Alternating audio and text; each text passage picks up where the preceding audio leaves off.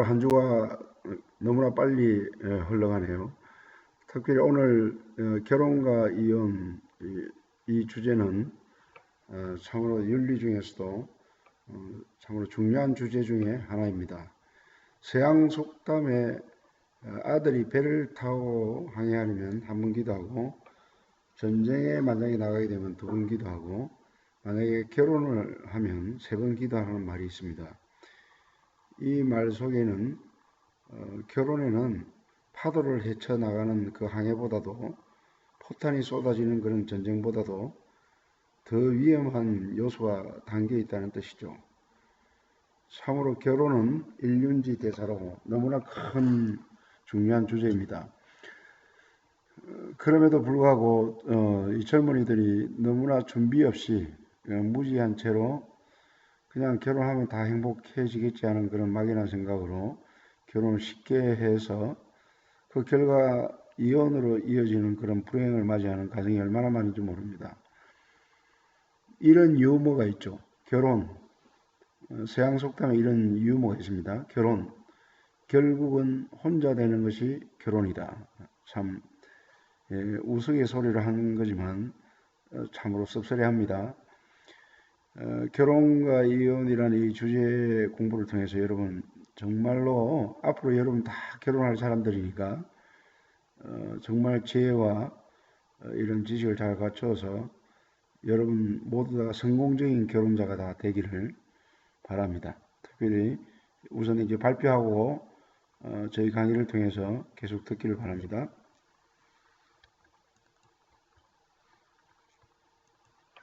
안녕하세요. 결혼과 이혼 발표를 맡게 된 3주입니다. 발표 시작하겠습니다. 먼저 결혼의 사회적 의미입니다. 결혼은 남녀가 정식으로 부부의 관계를 맺는 것으로서 서로 관계없는 남녀가 자신들의 가정을 떠나 새로운 가정을 만들어 나가는 통과 의례가 있고 그 다음에 자녀 출산을 위해 상당 기간 동안 지속되는 관계가 요구됩니다. 이것은 또한 관례에 따라 진행되는 법적 계약입니다. 현대 서구 사회에서 결혼은 이성 간의 교제, 구원 기간, 그리고 약혼의 과정을 통해 이루어진 최종적인 결과입니다. 다음은 결혼의 종류입니다. 먼저 결혼은 당사자가 한 사람과 결혼하는 단혼제가 있습니다. 또한 여러 사람과 할 수 있는 복혼제가 있습니다. 여기에는 한 남성이 여러 명의 부인을 갖는다든지 한 여성이 여러 명의 남편을 가질 수 있는 일처나무제와 일부 다처제가 있습니다. 남편과 아내 둘 중 한 명이 나이가 많은 연상혼도 하나의 분류입니다. 대부분의 동거는 시험 결혼이지만 보통 결혼으로 발전됩니다.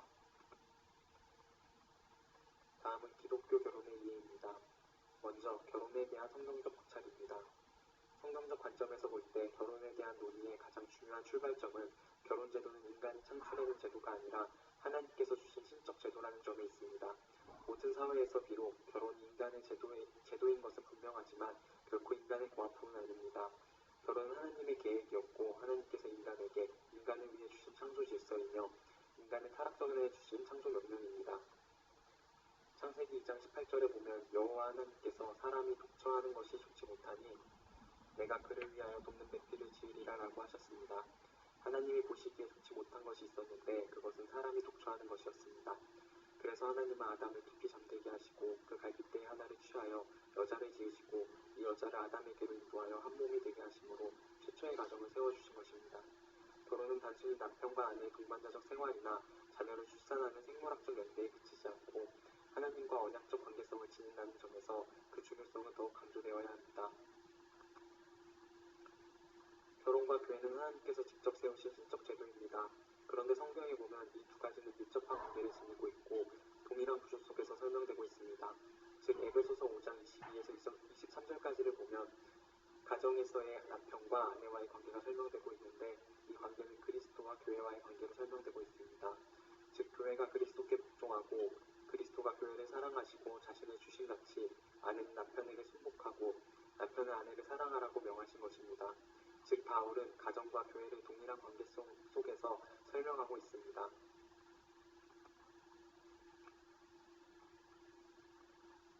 이제 결혼제도의 기본적 지침을 알아보겠습니다. 첫째로는 일부일처제의 원칙입니다. 일부일처제는 창조론에 기초한 하나님의 창조 질서였습니다. 또 이것은 예수님과 초대교회에 의해 설정된 원리였고 이혼과 재혼과 관계된 일련의 성경적 가르침 속에서 선명하게 나타나는 원리입니다. 둘째로는 한국 신실성의 원칙입니다. 여기서 항구성이라고 할 때 그것은 결혼이라는 제도만이 아니라 부부라는 결혼을 통해 맺어진 관계 또한 항구적이라는 점을 의미합니다. 성경에서는 결혼을 항구적인 기초 위에서 한 남자와 한 여자를 결합시키는 것으로 가르치고 있습니다. 즉 죽음만이 그것을 갈라놓을 수 있는 전 세계적인 위임임을 가르쳐주고 있습니다. 존 머레이는 결혼은 평생 동안의 연합으로 기원적으로 그리고 이상적으로 해체 불가능한 것이라고 했고, 말라기서에서는 이혼은 계약의 위반, 곧 반역적 행위로서 하나님께서 미워하시는 일이라고 하였습니다. 성경은 결혼은 단회적이어야 하며 일평생 동안의 관계임을 교훈하고 있습니다. 셋째로는 신실성의 원칙입니다. 성경적 결혼의 또 다른 기초는 신실성입니다. 성경에서는 부부간의 합당한 도리로 신실성을 강조했고, 이혼에 관한 가르침 속에서도 부부간의 신실성을 강조하고 있습니다. 예수님께서는 부부간의 신실성을 파괴하는 간음을 저주했을 뿐만 아니라 음욕을 품는 것까지도 불의한 것으로 말씀하셨습니다. 그래서 우리는 결혼을 다음과 같이 정의할 수 있을 것입니다. 결혼은 하나님에 의해 허락된 것으로서 한 남자와 한 여자가 전생애를 함께하기로 한 전 인격적이며 이성적인 언약으로서 상호 보완적, 동반자적 관계이다. 이제 결혼의 목적에 관해 살펴보겠습니다. 결혼의 첫 번째 목적은 생육하고 번성하라는 명령이 있습니다. 하나님께서 자기의 형상대로 사람을 창조하시되 남자와 여자를 창조하시고 이들에게 주신 첫 번째 명령은 생육하고 번성하라는 것이었습니다. 결혼은 1차적으로 이 하나님의 명령을 수행할 수 있도록 허락하신 제도이며 부부간의 결합과 사람을 통해 자녀를 출산하는 축복을 주신 것으로 이해되어 왔습니다.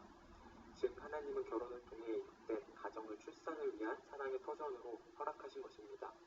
즉 하나님은 부부간의 아름답고도 정결한 사랑이 발효될 수 있도록 가정을 주셨고, 또 사랑의 열매로 출산의 복을 주신 것이었습니다.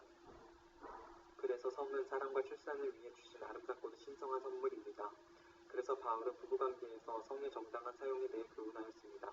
고린도전서 7장을 보면 남편은 그 아내에게 의무를 다하고 아내도 그렇게 할지니라고 하셨고, 서로 분방하지 말라. 다만 기도할 틈을 얻기 위하여 합의상 얼마 동안 하되 다시 합하라고 했습니다. 부부간의 성생활에 대해 이처럼 구체적으로 표현하고 있는 것은 가정의 신성함을 보호하기 위함이었습니다. 뿐만 아니라 생육하고 번성하라는 명령은 결혼관계 밖에서 수행되어서는 안 된다는 것을 암시하고 있습니다.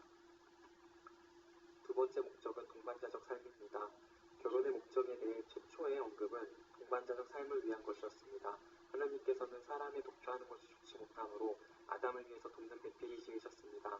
하나님의 뜻 안에서 결혼은 상호 사귑과 상호 의존과 보완을 위한 상호 위탁이었습니다. 돕는 배필이란 히브리어로는 그 앞에서 돕는 자라는 뜻입니다. 결혼은 인간의 고독에 대한 하나님의 직접적인 처방이었습니다. 마지막 목적은 하나님의 영광을 위한 것입니다. 인간은 하나님께 영광을 돌리기 위해 피조되었고, 모든 실체는 궁극적으로 하나님의 영광을 위한 것임을 고려해 볼 때 결혼의 궁극적인 목적은 하나님께 영광을 돌리게 하기 위함입니다. 결혼은 결코 남편과 아내 두 사람의 이기적 삶을 위한 제도가 아니라 남편과 아내 두 사람의 상호 의존과 보완을 통해 보다 효과적으로 하나님과 이웃을 섬김으로 하나님의 영광을 드러내기 위함입니다.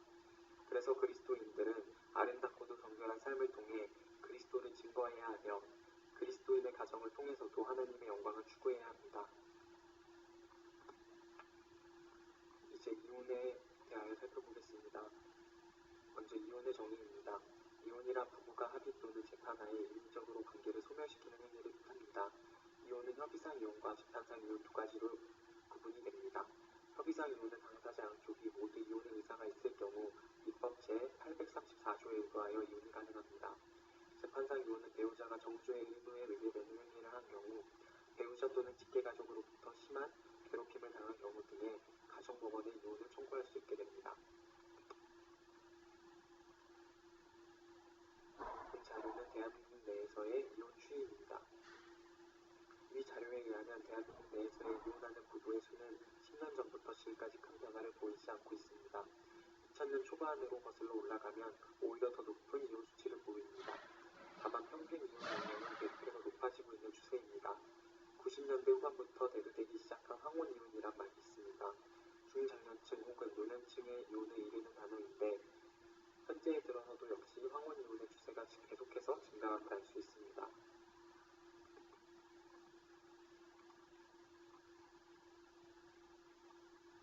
자료를 보면 2005년도에 동거기간 15년 미만, 그 중에서도 4년 미만에서의 이혼이 가장 높았던 것에 반해 현재는 20년 이상이 이혼이 가장 높습니다. 이 자료를 통해 단순히 혼인 연령대가 높아진 것이 아닌 오랜 기간을 동거한 중장년층, 노년부부 사이의 이혼이 늘어난 것임을 알 수 있습니다. 그렇다면 왜 갑자기 황혼 이혼이 폭발적으로 증가하는 추세를 보이게 되는가의 질문이 생깁니다. 황혼 이혼의 원인은 가부장적인 남성 중심의 권위와 강압, 폭력, 외도, 실업, 이혼에 대한 편견이나 부정적 가치관의 완화, 자녀의 출가, 행복한 삶을 위한 자아 실현 등에 대한 욕구라고 볼 수 있습니다. 황혼 이혼 대상자들의 연령대별 특성을 고려해보면 사회적으로나 경제적으로 절정을 이루던 사람들이 은퇴를 바라보거나 은퇴 후 수입이 감소하고 가정 내에서의 역할이 서로 뒤바뀌기 시작하기도 합니다. 또한 호르몬의 변화와 자녀 양육 기간은 부모의 역할이 끝나면서 서로가 보다 양성적인 사람이 되며 이에 따른 역할의 변화에 적응하지 못하고 갈등을 일으키는 부부가 생기기 시작합니다. 다만 이러한 역할의 변화는 이전부터 존재하는 문제들인데 왜 현재에 와서 황혼 이혼이 증가하는 것일까요? 이에 대해서는 결혼과 이혼에 대한 가치관과 시선의 변화를 알아봐야 합니다.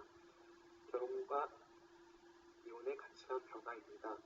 기존의 유교도 사상이 강했던 대한민국에서 결혼은 단순히 당사자들의 관계가 아닌 집안의 문제였고, 이혼은 가치관이나 성향의 차이로 인한 헤어짐이 아니라 당사자들 간에 큰 문제가 생겨서 하는 행위로 보는 시선이 많았습니다.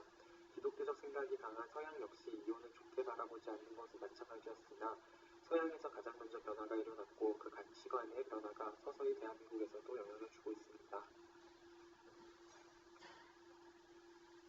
혼인신고를 하지 않은 상태로 동거를 하면 상호간 부부라 인정하는 것을 사실혼이라 하는데 현재 대한민국은 사실혼을 법적으로 인정해주지 않고 있습니다.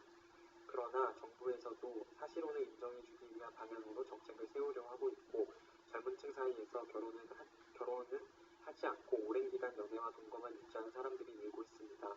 프랑스에서는 시민연대 계약이라고 하여 결혼과는 다른 형태로 두 사람의 관계를 법적으로 인정받기도 합니다. 다음은 기독교 관점의 이혼 이해입니다. 최근 산업사회 속에서 늘어만 가는 이혼 이익은 기독교인이라고 해서 결코 무관한 일은 아닙니다. 정확한 통계는 나와있지 않지만 기독교인 이혼자 2만인을 대상으로 상담 전화를 실시하고 있는 선한 사마리아의 선교회에 따르면 최근 상담 전화가 점차 많아지고 있으며 2달 동안만 해도 104명의 이혼자들이 상담을 요청했습니다. 이들의 이혼 사유를 분류해본 결과 외도가 가장 윗등을 차지했으며 부타, 성격 차이 순으로 나타나 기독교인의 이혼 사유도 불신의 이혼 사유와 크게 다르지 않음을 보여줘 기독교인 가정생활의 이상정립에 시급함을 보여주고 있습니다. 특히 이혼한 사람들은 일시적인 감정으로 이혼한 것에 대해 후회를 하고 있는 경우가 많고 재혼에 대한 관심이 많지만 재혼이 그리스도인에게 합당한 것인가에 의문을 갖고 고민하는 경우도 적지 않습니다. 따라서 그리스도인의 재혼관의 확립도 매우 필요한 시점입니다. 이혼의 팽창의 원인과 영향에 대해 살펴보겠습니다. 결혼과 가정이 신성하다고 하신 예수님의 말씀은 창조의 질서와 연관됩니다. 사람을 지으신 이가 본래 저희를 남자와 여자로 만드시고 말씀하시기를 이러므로 사람이 그 부모를 떠나서 아내에게 합하여 그 둘이 한 몸이 될지니라 하신 것을 믿지 못하였느냐. 이러한즉 이제 둘이 아니요 한 몸이니 그러므로 하나님이 짝지어 주신 것을 사람이 나누지 못할지니라. 이것이 바로 기독교적 결혼의 기초가 됩니다. 그리고 이와 같은 기초 위에 기독교적 가정생활에 가장 좋은 것들이 세워지는 것입니다.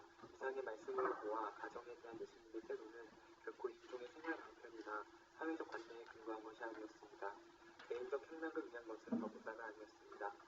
예수님에게 있어서 가정은 거룩한 관계였습니다.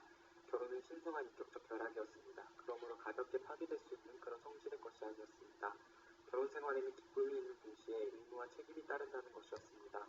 그리고 이 모든 것은 하나님의 창조적인 행위에 집중되어 있습니다. 결혼이 너무 쉽게, 너무 이기적으로 성립되고 또 너무 속히 파기되는 시기에 있어서 이 예수님의 말씀이야말로 안정과 선과 진리를 가리키는 지표가 됩니다. 이것을 무시하는 자는 자기의 행복과 가정을 함께 상실하게 되는 것입니다. 그런데 오늘날 굳이 여러 나라는 말할 것도 없거니와 우리나라에서도 해방 후부터 결혼의 파기를 쉽게 생각하는 경향이 늘어나고 있습니다. 이와 같은 이혼의 팽창은 무엇을 의미할까? 어떤 이들은 이것을 가리켜 택배 문화의 징조라고 합니다. 그리고 현재의 결혼제도는 현대사회의 이 이상 더 타당성을 지니지 못하기 때문에 생기는 현상이라고 말하는 사람들이 있습니다.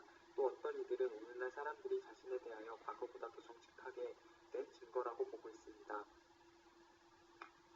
현대인들은 결혼이 잘못된 것이라고 인식될 때 심리적인 고통을 감내하는 것보다는 차라리 결혼 생활을 청산하는 것이 더 좋다고 생각한다는 것이 어떻든 현대인은 이혼을 도덕적이며 종교적인 문제로 생각하기보다는 사회 심리적인 문제로 생각하는 것만은 틀림없습니다. 그러나 기독교에 있어서는 이혼은 중요한 윤리적 문제입니다. 결혼은 일남일녀가 서로의 변치 않는 충성과 정조를 서약하는 거룩한 사랑에 그 근거를 둔 것이기 때문에 저들이 결혼관계에 들어갈 때 죽음이 둘 사이를 갈라놓기 전까지는 한 몸으로 지내야 한다는 것을 우리는 강조합니다. 그러므로 이혼은 결혼의 진정한 의도와 목적을 유린하는 것이 됩니다.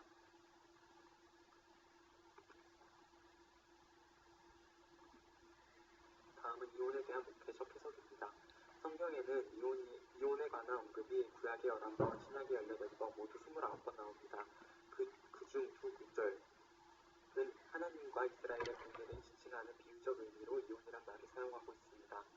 여기서 예언자들은 하나님의 심판을 이혼으로 묘사합니다. 즉 이혼은 간음을 행하고 죄를 짓고 하나님과의 계약 관계에 대한 신앙을 저버린 아내 이스라엘에 대한 하나님의 반응이라는 것입니다. 이혼에 관해 언급한 이러한 예언자들의 메시지는 그것이 당시 이스라엘과 하나님의 관계를 이해하는 데 도움을 주는 인상적인 예증이라는 점에서 교훈적 가치를 갖습니다. 세 번째 구절인 말라기 2장 13절에서 16절은 하나님의 백성들 사이에서 벌어지는 이혼의 현실을 하나님이 그들을 심판하는 이유 중에 하나라고 말합니다. 이혼은 하나님과 그 백성의 관계를 깨뜨리는 중의 상징으로 나타나 있습니다. 이러한 예언자의 음성은 초대교회에 의해 전승된 이혼에 대한 예수의 강력한 반대의 말씀에 그대로 이어지고 있습니다.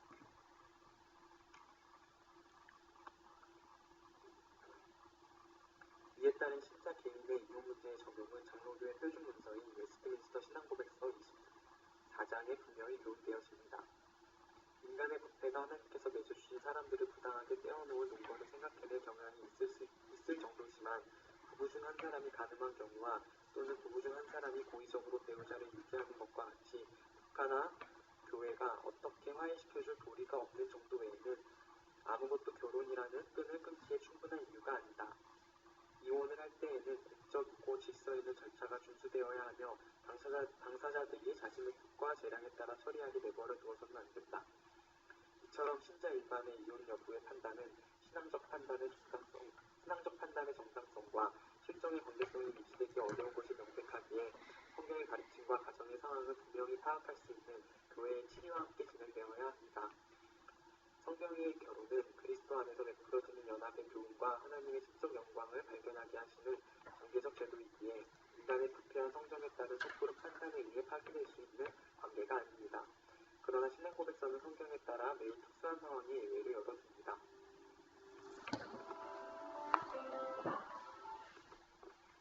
본 발표를 통하여 결혼과 이혼의 통념적 이해와 정황 그리고 기독교의 결혼과 이혼의 이해가 무엇인지를 살펴보았습니다. 발표를 통해 학우들에게 유익이 있었기를 소원합니다. 감사합니다.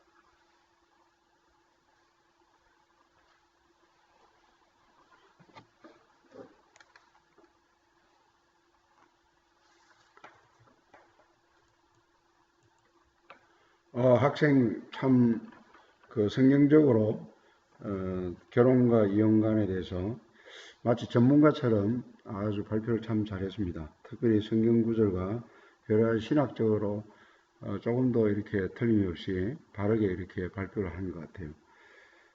다시 한번 칭찬하고 싶습니다.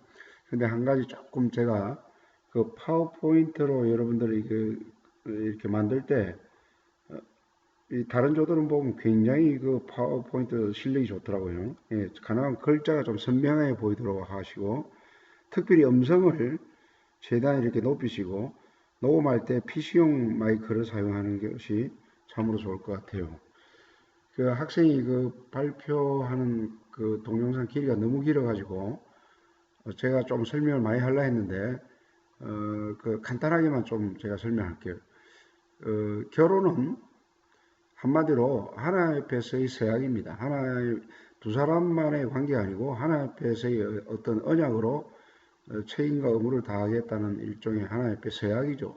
근데 이거를 중간에 깨뜨리고 이혼한다는 것은 두 사람만 파기되는 것이 아니라 하나님의 언약을 파기하는 범죄 행위에 속하는 것입니다. 그래서 성경은